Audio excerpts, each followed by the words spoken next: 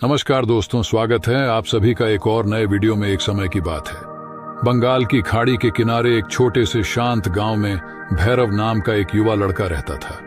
भैरव अपने क्रोधी स्वभाव और चंचल मन के कारण गांव भर में प्रसिद्ध था। उसका मन हर समय विचारों से भरा रहता था। इस तूफान ने उसके मन को एकदम बेचैन कर दिया है। उसके जीवन से शांति मानो गायब हो गई थी और वह हमेशा अपने ही ख्यालों में खोया रहता था और तनावपूर्ण जीवन जी रहे हैं।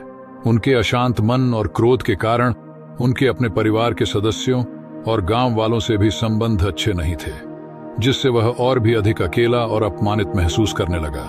वह और भी अधिक मानसिक तनाव की स्थिति में चला जाता है। एक समय की बात है, भैरव अपने गांव की गलियों में घूम रहे थे। तभी उनकी मुलाकात एक महात्मा बुद्ध से हुई, जो एक पेड़ की छाया के नीचे ध्यान में बैठे थे। महात्मा बुद्ध के चेहरे से निर्मल शांति की आभा झलक रही थी। इस असीम शांति में भैरव महात्मा बुद्ध की ओर आकर्षित हुए।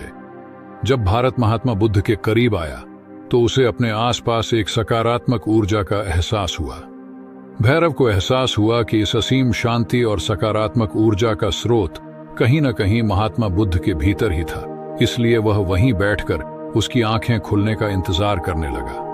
थोड़ी देर बाद जब महात्मा बुद्ध की आंख खुली तो उसने एक युवा लड़के को अपने सामने बैठा पाया, जो बहुत तनावग्रस्त और नकारात्मक भावनाओं से भरा हुआ लग रहा था।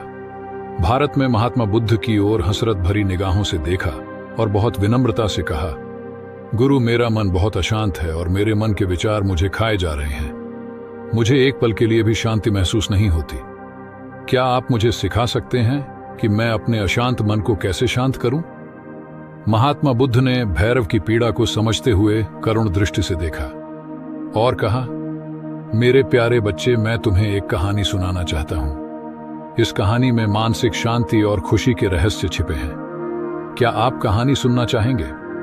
भैरव ने हाँ में सिर हिलाया और पूरी एकाग्रता से कहानी सुनने को तैयार हो गए। आपके अंदर जिज्ञासा चरम पर थी। आपके अंदर जिज्ञासा चरम पर थी। चुप रहने के फायदे। बहुत समय पहले की बात है, एक नगर में शक्ति नाम का एक आदमी रहता था। शक्ति बेहद महत्वाकांक्षी व्यक्ति थे और उन्हें हर काम में लोगों से डेट की जरूरत पड़ती थी। यदि उससे किसी से असफलता और बुराई सुनने को मिलती है तो वह गहरी चिंता और तनाव में चला जाता है।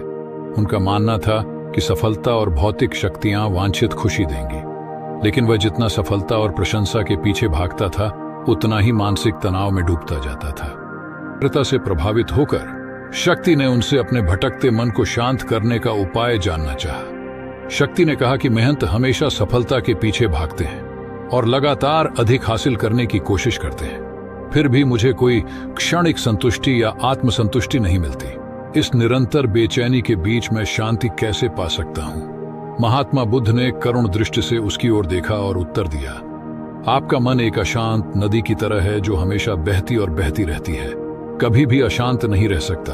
इसलिए इस अशांत मन को शांत करने के लिए आपको अपने विचारों को बिना किसी रुकावट के जाने देने की कला सीखनी होगी। शक्ति को आश्चर्य हुआ और उसने पूछा कि मैं अपने विचारों को कैसे जाने दूं? आखिर मैं भी तो अपनी इच्छाओं और महत्वाकांक्षाओं से बंधा हुआ हूं। यह सुनकर महात्मा बुद्ध मुस्कुरा दिए और कल्पना करें कि आपके हाथ में पानी का एक गिलास है। अब आप इसे जितनी देर तक पकड़कर रखेंगे ये उतना ही भारी होता जाएगा, और अगर आप इसे काफी देर तक पकड़े रहेंगे तो आपके हाथ में दर्द होने लगेगा। लेकिन अगर आप उस पकड़ को ढीला कर दें और छोड़ दें तो आपका बोझ खत्म हो जाएगा। भैरव ने कथा और उसका संदेश ध्यानपूर्वक सुना। वह समझ गया कि अपने विचारों और इच्छाओं से चिपके रहने से उसका बोझ बढ़ जाता है और अंदर ही अंदर अशांति पैदा कर देता है। अब भैरव को कथा का अंत सुनने की उत्सुकता से प्रतीक्षा थी। महात्मा बुद्ध ने कहानी जारी रखते हुए कहा कि शक्ति ने महात्मा बुद्ध के शब्दों के बाद विचारों को छोड़ने का अभ्यास करना शुरू कर दिया। वह बिना किसी पूर्व निर्णय के अपने विचारों और भावनाओं को आते और जाते देखता है। अब उसने विचारों को पकड़ना बंद कर दिया था। विचार उठते थे और अपने आप चले जाते थे। धीरे धीरे उसे यह एहसास होने लगा कि उसकी इच्छा और भावना भी सभी दुखों का कारण है। जैसे जैसे शक्ति ध्यान में गहरे उतरते गए, उन्होंने पाया कि वर्तमान में जीना ही आंतरिक शांति का एकमात्र स्रोत है।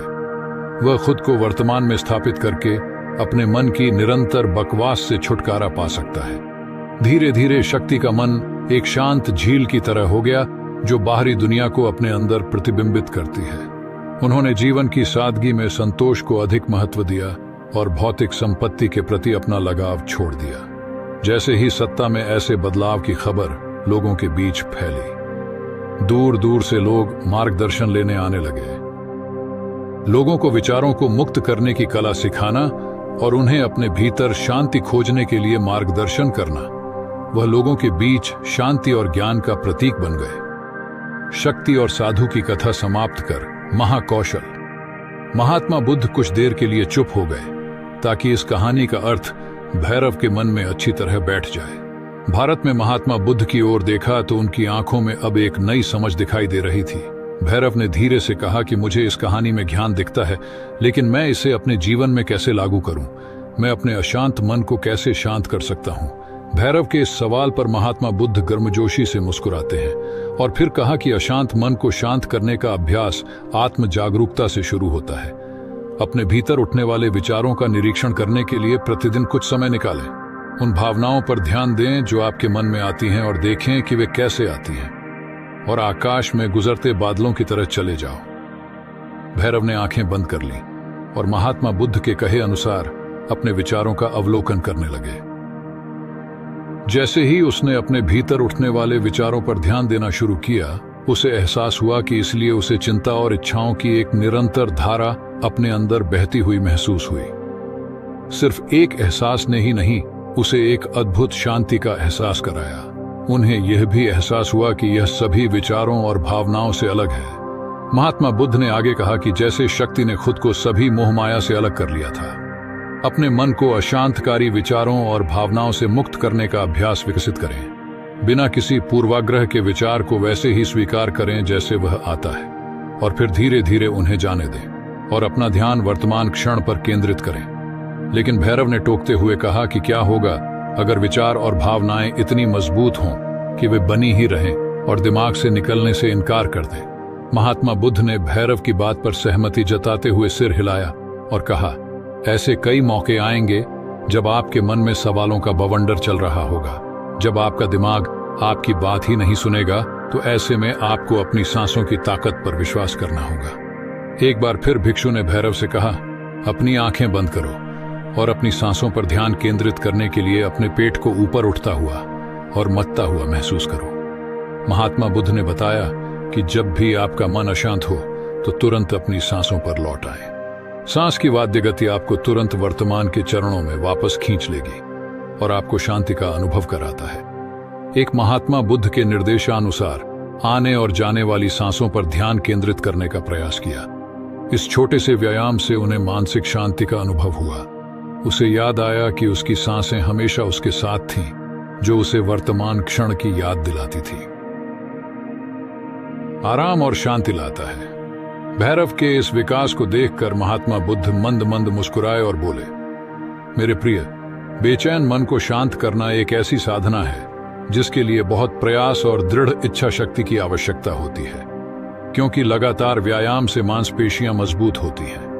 उसी तरह नियमित अभ्यास से मन भी शांत होता है। स्वीकृति में सिर हिलाते हुए एक महात्मा बुद्ध को धन्यवाद देते हुए उन्होंने वादा किया कि आज से वह अपने अशांत मन को शांत कर सकेंगे और अपनी गैर शक्तियों को मुक्त कर सकेंगे और अपने भीतर शांति पाने के लिए इस यात्रा पर निकलने में सक्षम हो सके।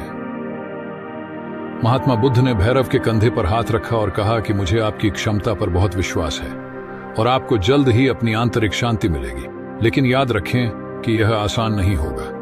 लेकिन अगर आप दृढ़ इच्छा शक्ति और खुले दिल से प्रयास करेंगे तो आप निश्चित रूप से वह टुकड़ा पालेंगे जो आपके अंदर है। उस दिन से भैरव अपने अशांत मन को शांत करने का प्रयास करने लगे और हर दिन ध्यान करने के लिए एक अलग समय निर्धारित करें। उसने अपने मन में उठने वाले विचारों को बिना किसी रोक टोक के जाने दिया और अपनी सांसों के जरिए खुद को वर्तमान में बनाए रखने की कोशिश की। समय के साथ अभ्यास करते हुए भैरव को अपने अंदर शांति का अनुभव हुआ। जैसे जैसे समय बीतता गया, भैरव को ज्ञान और शांति का स्रोत कहा जाने लगा। ग्रामीण अपने अशांत मन को शांत करने के लिए भैरव के पास आते हैं।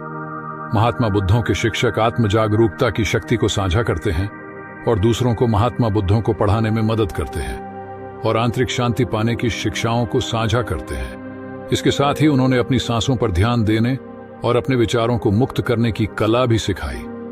ऐसे निवासियों का विकास हुआ और उन्हें मन की अमूल्य शांति मिली। महात्मा बुद्ध की शिक्षाओं और भैरव द्वारा संचालित अभ्यास के माध्यम से विचारों को त्यागने और वर्तमान में जीने की कला दूर दूर तक फैल गई है। उन्होंने कई लोगों की जिंदगी बदल दी और जैसे जैसे समय बीतता गया उनकी जिंदगी और भी बदलती गई। भैरव का शांत प्रभाव उसके गांव की सीमाओं से परे तक फैला हुआ है। आसपास के गांवों और शहरों से लोग भैरव के परिवर्तन की कहानी सुनते हैं, उनसे सलाह लेने आते हैं। मन के बोझ तले दबे लोगों के लिए भारत आशा की किरण बन गया। भारत की शिक्षाएं केवल ध्यान और प्रवचन तक ही सीमित नहीं थीं, बल्कि वह रोजमर्रा के काम जागरूकता के साथ करने पर ज्यादा जोर देते थे। वह लोगों को अपनी भावनाओं के प्रति जागरूक रहने की याद दिलाते थे। इस बात पर ध्यान दें कि आप दिन भर में क्या कहते हैं और अपने आसपास होने वाली घटनाओं पर आप कैसे प्रतिक्रिया करते हैं। हर काम पूरी जागरूकता के साथ करें। जब आप खाएं तो प्रत्येक टुकड़े के स्वाद का आनंद लें। जब आप सूरज की रोशनी के सामने खड़े होते हैं तो उसकी गर्मी महसूस करते हैं। लोग क्या कहते हैं उसे ध्यान से सुनें और समझें। छोटे छोटे बदलावों से लोगों के जीवन में चमत्कारिक परिवर्तन आए। भैरव की शिक्षाओं से लोगों ने सीखा कि जीवन का आनंद वर्तमान में जीने में है। दोस्तों, मुझे आशा है कि आपने इस वीडियो से बहुत कुछ सीखा होगा।